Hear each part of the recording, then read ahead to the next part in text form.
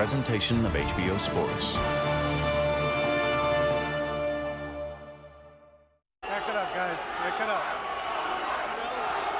All right, gentlemen. This is for both the IBF and the WBA junior welterweight titles. You've received your instructions in the dressing room. Again, I want to caution you. Any punches below this point will be called low. Any punches below this point will be called low. With that said, I want you to obey my commands, protect yourselves at all times. Touch them up now, let's go to it.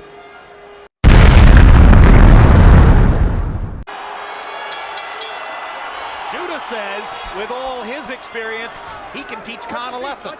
Khan says, I spar with Manny Pacquiao. What exactly is Zab going to teach me? Which one has really been to graduate school? That's what we're about to find out. It's going to be very interesting, too, that both guys predicted that their dominant weapon was going to be their jab. You see the difference so far is the length of Khan's jab. Emmanuel, how do you expect it to go? Well, as I'm looking at it right now, I think having Pernell Whitaker in the camp has been a big factor, especially mentally, which is what boxing is about, like anything else. And I think as a result, you're going to see Zab Judah trying to fight a more patient fight, not coming out of the box fast like he normally does. Most of his fights, including the fight with Mayweather, he was ahead after the first few rounds. I think he's going to be more patient, place his punches better, but overall logic says that the size and the youth of Khan would prevail. Khan reaching to get to Judah. Judah backing straight up. Yeah, Judah's going straight back, but one thing he's still pulling out of range. What Khan has not been able to reach him effectively with the jab. What Zab needs to do is to block Khan's jab and then to return a jab of his own, but he's merely just getting away from the jab. There are a lot of fighters who aren't comfortable going backward. Zab Judah is not one of those guys. He's very comfortable fighting in reverse, setting up counter-punching opportunities for himself. And Khan is expected to be the aggressor in the fight. Some pretty precise punches in the middle of the ring just then from Khan. I think he's doing well enough with his jab in the first round. Khan is doing very well. He's fighting a perfect fight for him. Zab cannot get his rhythm yet. He's concentrating on defense, but he hasn't been able to mount anything offensively. And Khan's confidence has grown with each punch. Khan saw Kaiser Mabuza hurt Judah with lead right hands, and he expects to try to use that tactical gambit to try to make his point early in the fight. But I like the way that Khan is basically operating from his jab. He's not just running in, pushing punches, which he has did often in the past. Khan using his feet now. Ooh. Judah almost caught him with a left hand. Sneaky counter left. Oh, and a good right hook from Judah. And their heads clash against each other, and Zab Judah is blinking hard with the right eye. We've got that southpaw versus conventional fighter matchup. You're watching to see which fighter can keep his foot outside the front foot of the other guy, and Amir Khan just stepped right on Zab Judah's front foot. And Zab has a lot of scar tissue from a lot of scars from years back too. You have to be very concerned if you're in this corner about those cuts opening up.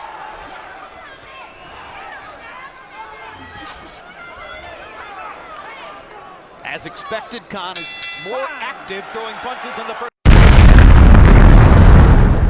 entire round.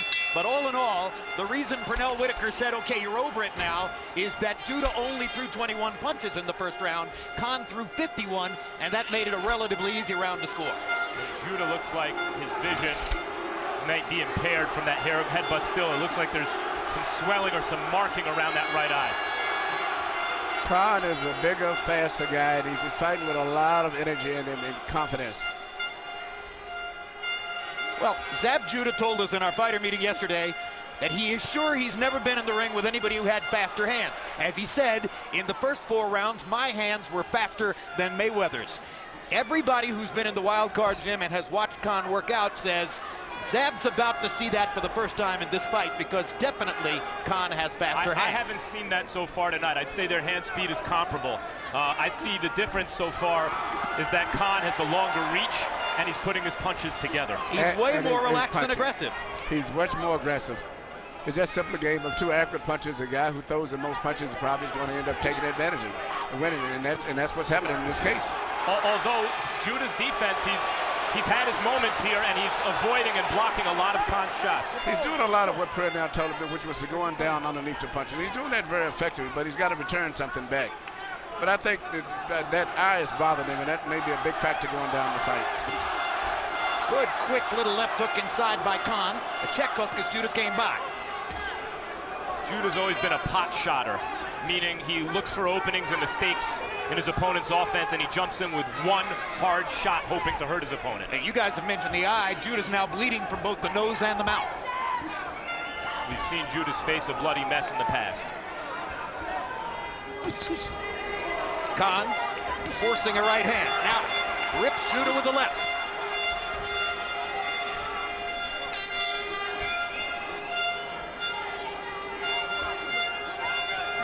Judah needs to jab a little bit. I mean, he's going back. He's strictly on the defense, and he's letting a sharp puncher throw too many punches without returning punches back. For a guy who was seen in the past as a fast starter, Zab Judah has allowed Amir Khan to dominate the first 2 rounds fairly easily, simply by throwing many more punches. Judah doesn't look comfortable quite yet. Well, hard right hand by Khan. And a couple little body shots that Khan got in. when Emmanuel mentions Amir Khan's momentum in his career, I think you're seeing the manifestation of that here, the level of confidence he has early in this fight. And look at the size advantage. His back is considerably wider. Yes, that's the first thing I noticed right there. And he's using that advantage too, because he's pushing the fight, forcing his weight instead of just dancing around. He's moving forward.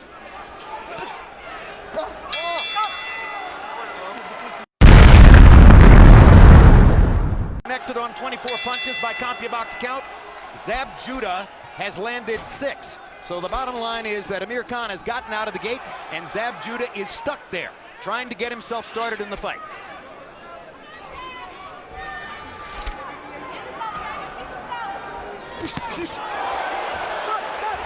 Judah's never beaten an elite opponent.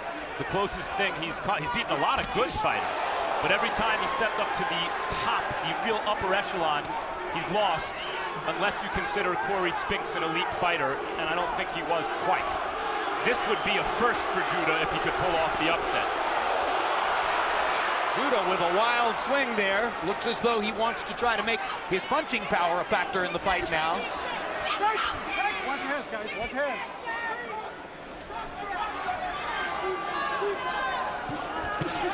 Right hand by Khan.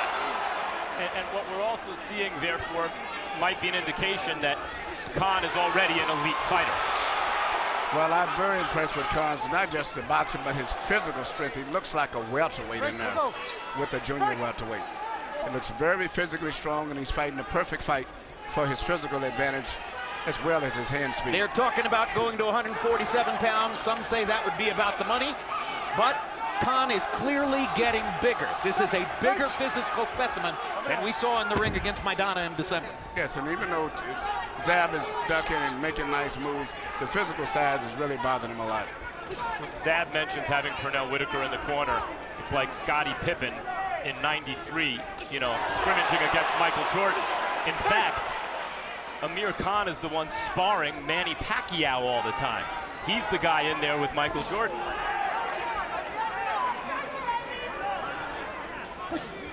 And when you tried to compliment Khan for having done well in sparring sessions with Pacquiao, he's very balanced about that. He always points out, we're sparring, we're wearing 16-ounce gloves. My fight schedule isn't the same as his. It doesn't really mean anything. That's an intelligent point of view for Khan. Yes, and he's going to be very delicate too, because he's sparring with one of the great legends, and to be bad-mouthing him, saying he's winning, it would not be proper. Zab is not fighting a terrible fight. He's in obviously ridiculous shape, and he has everything to fight for here, and he's being routed so far. It's turning into a bit of a rout. But he almost landed one of those sneaky left hands that he hides and then throws from the left side. The punch that twice caught Miguel Cotto on the chops in the first 3 rounds in Madison Square Garden and almost had Cotto in big trouble before Cotto was able to turn the fight back around. Khan has been close to getting caught by a couple of big Zab Judah counterpunches, but generally has been in control for all 3 rounds. Good right hand by Khan, and he follows up in a hurry. charge. Freddie Roach is never very different in the corner. Khan has landed 37 punches to only 10 for Judah in the first 3 rounds. Harold, how do you have it so far? Okay, Jim, 3-0, 30-27, Amir Khan. You know, Jim, the key to this fight is Amir Khan gets off first. He gets off first each and every time. He's pushing Zab Judah back. He's landing his straight right hands, and he's keeping Zab on the defensive. By getting off first, he's dominating this fight. When he circles to the right to, try to square up on Judah, which is the wrong way to go because he's going right into Judah's strong left hand. But be as it may, Amir Khan, by landing that first punch, controlling the fight, 3-0. He says that he's circling that way, Harold, because Judah circles the wrong way too, circling to his left and coming toward his strong right hand. Well, I know one thing, Zab has got to start punching because he's systematically being destroyed, broken down. He's got to let something go regardless, and that's what Purnell is excited about. He makes that little duck down move, but it's a great defensive move, but he doesn't punch from that position. He should be coming back with a left uppercut. He just drops down. It's a defense move. And that's what Whitaker was yelling at him to do.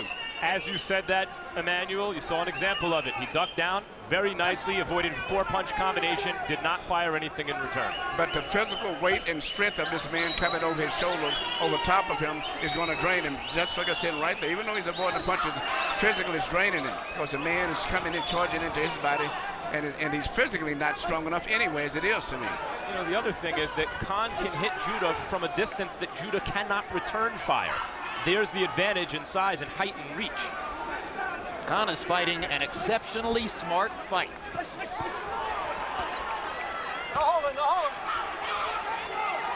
And Harold made the key point. Khan is getting off first, beginning the exchanges.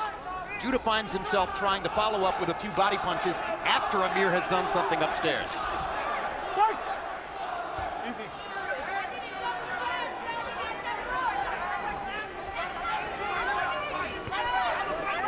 Judah himself had a new physical conditioning program coming in. He's working with Victor Conti, former head of the Balco Labs, who's also working with one other boxer, Nonito Donaire. Conti, of course, says that his days as a steroid teacher and abuser of competitive standards are over. Good right hand by Khan. You know, you made a very good point, Max. I was just getting ready to say it when he got hit that at a certain distance, Zab can get back, but he can't, but still Khan can land, and he can't land at a certain distance. And he's not closing that gap. So he can pull back from punches, but he can't return punches because his arms are too short. Well, whatever it is that Judah has to do to change this, he has not done it yet. We've seen 4 rounds of pretty much the same thing, and it's all Amir Khan.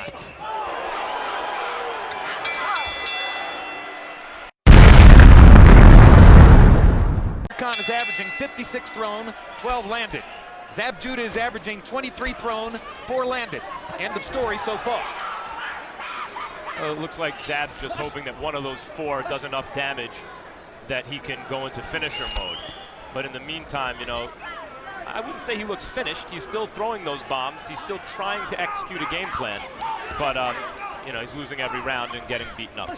He looks like he just hasn't found his way into the fight tactically against a bigger man, Emmanuel. And Khan is fighting the fight perfect at the distance where he can punch very effectively. And he's reduced Zab to primarily being a defensive fighter. How about the precision of Khan's punches, Emmanuel, from long range? He's doing everything perfect.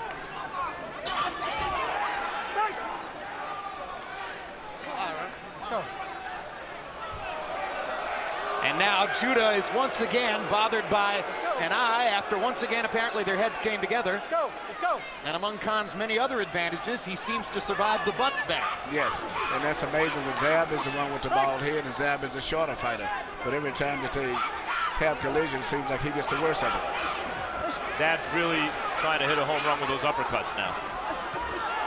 Well, he saw Maidana land some uppercuts against Khan. That was regarded as one of Khan's defensive weaknesses, susceptibility to the uppercut. But of course, Freddie Roach watches the fights too, and he goes to work very specifically with Khan in the gym on those things that he sees from fight to fight. I think Khan is a much improved fighter from the other fights that I've seen him. This is that his left best hook might have hurt performance. Judah. Judah's a little bit wary against the ropes. Khan knows he landed the left hook well. Now goes to the right. He's busting Zab's face up. It's pretty obvious Zab can't box with him in the middle of the ring. If that was the strategy, it's time to change. Emmanuel, what does he do? Max, and just what you said, just change. He needs to fight. He's systematically being defeated and going to get stopped anyway, so he's got nothing to lose. He needs to let it all hang out. It doesn't look like there's a plan B. No, he's letting the guys out hustle him. You know, he's an accurate puncher and a bigger puncher than the others, but he's not punching back enough. What he did there, he should do more. That's the punch that Fernell Whitaker wants to see him throw. And that's one of his best punches. It seemed to stop Khan for a minute there. Khan got up on his toes after he took that uppercut in the gut. Well, when he makes that little bend down to his left, he's always in perfect position to shoot that punch. Plus, that's his favorite punch anyway. Draculich is calling this a knockdown on a body shot. Khan comes to the neutral corner. Judah clearly thought he got hit low. He's not going to make it up. This is going to be a knockout victory for Amir. And Zab Judah believes that he was fouled, but he's not going to win the argument. Did he not hear the count right in his face? Ladies and gentlemen, here at the Mandalay Bay, referee Vic Draculich counts to 10, and the end comes at 2 minutes 47 seconds of round number 5.